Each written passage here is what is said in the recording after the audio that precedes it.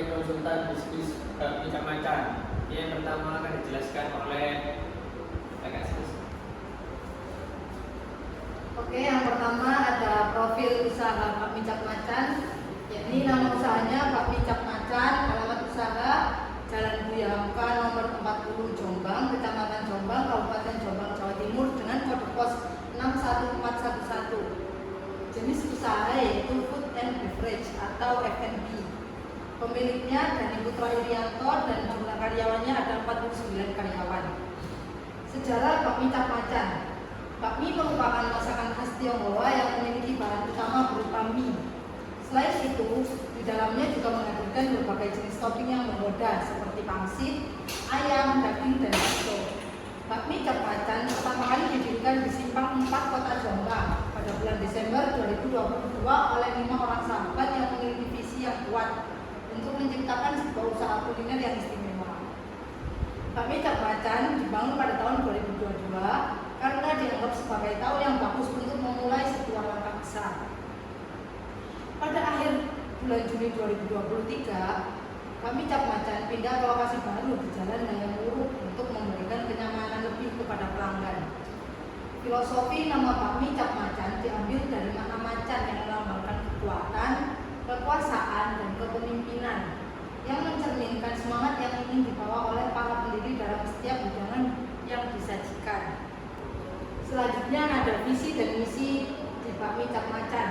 Yang pertama, visinya yaitu menjadi makanan bakmi terkemuka yang memberikan pengalaman kuliner autentik dan berkualitas tinggi dengan rasa yang menggugah selera, pelayanan yang ramah, serta memberikan kontribusi pada kebahagiaan pelanggan di setiap hidangan. Lalu ada misinya Bakmi Cak Macan.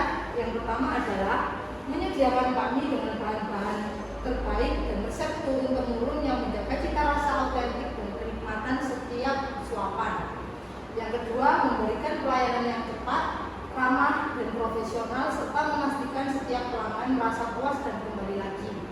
Yang ketiga, selalu berinovasi untuk menawarkan variasi menu yang menarik, namun tetap mempertahankan keaslian rasa bakmi macan yang sudah dikenal luas. Yang keempat, menciptakan suasana yang nyaman dan bersih di setiap lokasi sehingga pelanggan dapat menikmati makanannya dengan nyaman dan tenang. Yang kelima, berperan aktif dalam komunitas sekitar dengan mendukung kegiatan sosial dan menciptakan peluang kerja bagi masyarakat setempat. Selanjutnya ada struktur organisasi di Bakmi Cak Macan. Yang pertama adalah owner atau pemilik usaha yang bertanggung jawab atas seluruh pengambilan keputusan strategis, pengelolaan keuangan, hubungan dengan mitra, dan arah pengembangan usaha. Yang kedua ada manajer, bertanggung jawab mengatur dan mengawasi seluruh kegiatan operasional restoran dan memastikan semua divisi bekerja secara efisien dan sesuai standar. Yang ketiga ada asisten manajer yang bertanggung jawab untuk membantu koordinasi antara divisi dan memantau stok bahan baku harian dan kebutuhan dapur. Lalu ada kreatif. Kreatif itu bertanggung jawab untuk membuat konten promosi seperti desain, video, dan caption untuk media sosial, menyusun strategi marketing digital dan offline, dan bekerja sama dengan fotografer atau videografer untuk dokumentasi produk. Lalu ada purchasing, bertanggung jawab atas pengadaan bahan baku dan perlengkapan operasional seperti menyusun daftar kebutuhan bahan dan alat setiap minggu atau bulan dan melakukan pemesanan bahan baku ke supplier sesuai kebutuhan kitchen. Yang ketiga ada head kitchen, bertanggung jawab penuh atas kegiatan di dapur dan kualitas makanan yang disajikan seperti mengatur tugas harian kru dapur, memasak, menyiapkan bahan dan kebersihan, dan memastikan standar rasa dan tampilan makanan konsisten. Dan yang terakhir ada kru. Kru merupakan staf pelaksana yang dibagi dalam beberapa fungsi, yaitu dapur, kasir, dan pelayan. Tugas utamanya tergantung posisi. Misalnya kru dapur itu membantu masak, menyiapkan bahan, dan menjaga kebersihan dapur. Lalu yang kedua ada kru kasir, melayani transaksi pembayaran dan mencatat penjualan. Lalu ada kru pelayan atau front of house, yaitu melayani pelanggan, menerima pesanan, dan menjaga kenyamanan pengunjung. Lalu yang terakhir ada kru kebersihan. menjaga kebersihan area makan, dapur, dan fasilitas umum. Next. Lalu ada tantangan komunikasi bisnis. Perkembangan dunia bisnis kuliner di era digital saat ini menuntut para pelaku usaha termasuk kami Cap Macan untuk mampu beradaptasi dengan cepat terhadap perubahan tren konsumen, persaingan yang semakin ketat, dan dinamika pasar lokal maupun digital. Salah satu faktor kunci untuk mempertahankan eksistensi dan memperluas jangkauan usaha adalah kemampuan dalam mengelola komunikasi bisnis yang efektif dan strategis.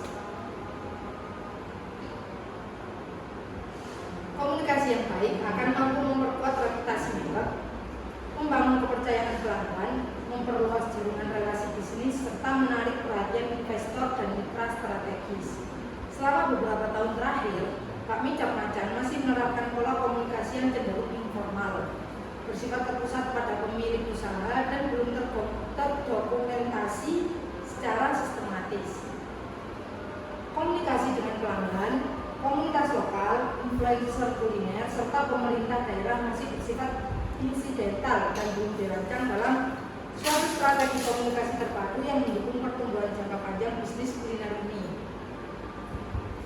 Dalam kondisi seperti ini, sangat dibutuhkan peran pendamping atau konsultan eksternal yang dapat memberikan perspektif baru dan solusi nyata dalam membangun sistem komunikasi bisnis yang lebih profesional dan terarah. Tantangan utama yang dihadapi Bakmi Cap Macan meliputi aspek manajemen komunikasi, penguatan branding, akses pendanaan untuk ekspansi, dan pemanfaatan teknologi digital dan pemasaran serta pelayanan. Beberapa permasalahan bisnis yang perlu segera diatasi antara lain seperti kebutuhan menunjukkan menu atau konsep baru.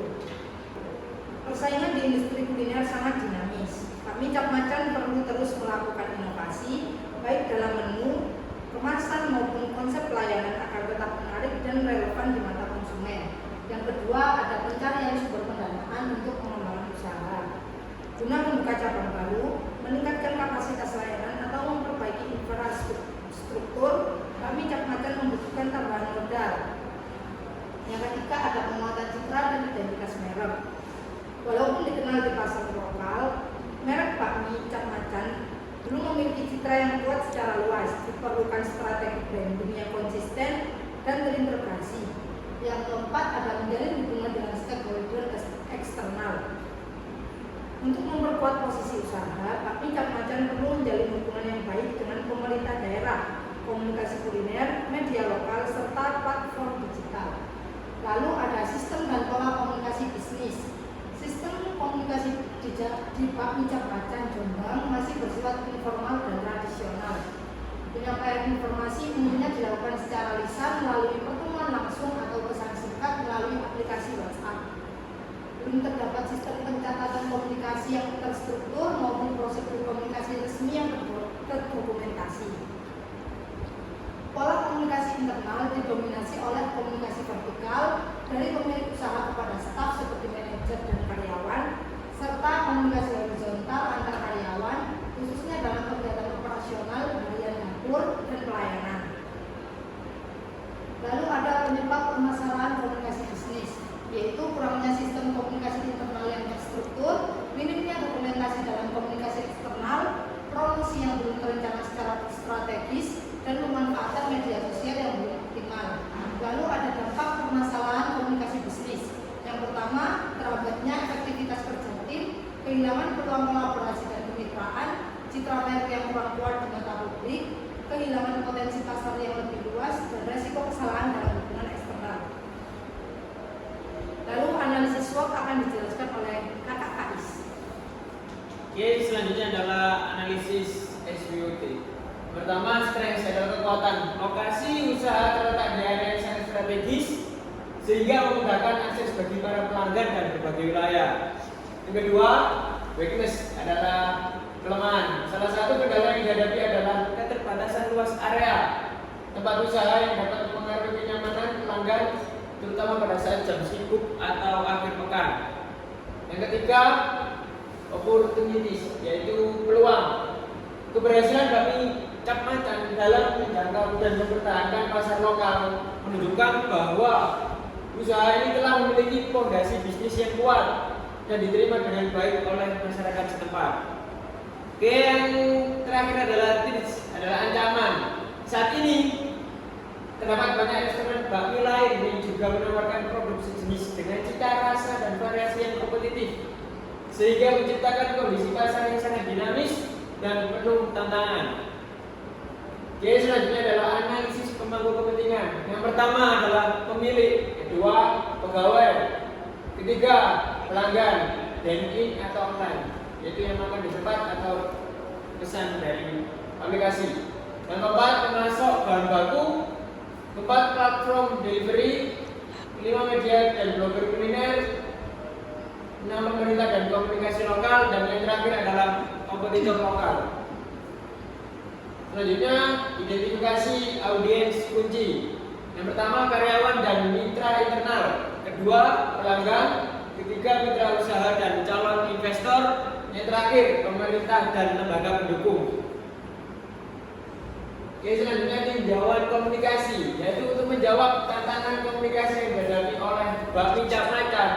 Maka tujuan komunikasi yang dirumuskan harus bersifat smart, spesifik, measurable, achievable, relevant, dan team bound agar dapat dijadikan pedoman dalam pelaksanaan, pemantauan, dan evaluasi efektivitas komunikasi usaha kuliner ini.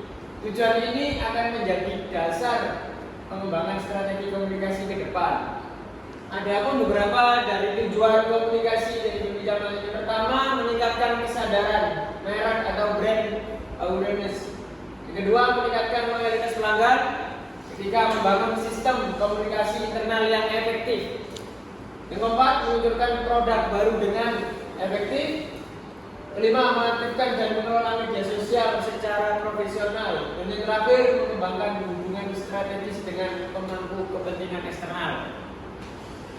Oke, selanjutnya strategi komunikasi terpadu. Yang pertama, ada strategi komunikasi internal, kedua strategi komunikasi eksternal, ketiga strategi komunikasi digital dan visual, yang keempat penyesuaian pesan dan media berdasarkan segmentasi audiens, dan yang terakhir taktik yang digunakan dalam komunikasi. Selanjutnya simulasi, implementasi, dan evaluasi.